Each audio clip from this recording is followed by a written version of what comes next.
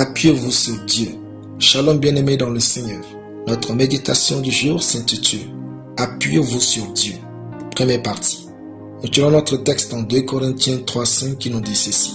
« Ce n'est pas à dire que nous soyons par nous-mêmes capables de concevoir quelque chose convenant de nous-mêmes.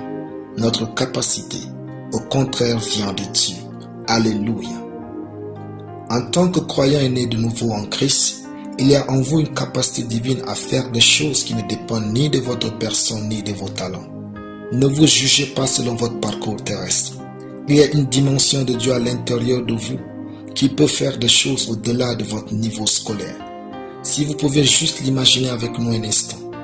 Comment des pécheurs illettrés comme Pierre et ses collègues ont pu faire bouger ce monde en si peu de temps avec l'évangile?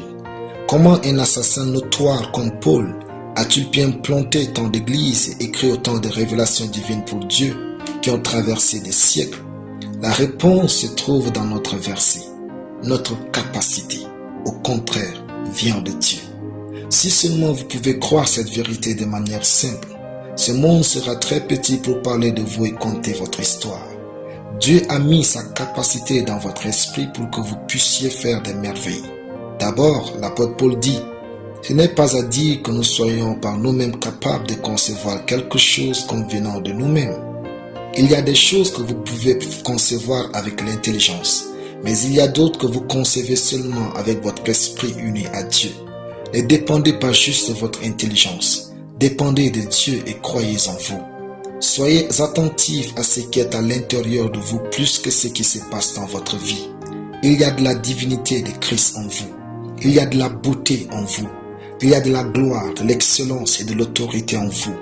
C'est cette compréhension qui a fait que la vie chrétienne des premiers disciples était colorée de victoires et de miracles incessants. L'ayant ainsi compris et vécu, Paul dit « Je puis tout par celui qui me fortifie ». Philippiens 4,13. Loin de nous l'idée de vous dire d'être autosuffisant, mais de vous appuyer sur Dieu. Dieu va faire par vous des choses qui surpassent d'où vous venez. C'est lui qui vous a choisi et fait de vous son héritier en Christ. Vivez donc par lui. Alléluia. Prions.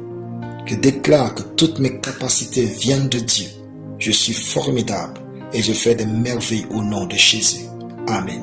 La lecture biblique en une année. Ézéchiel 26 à Ézéchiel 30. Soyez bénis, c'était le pain du ciel.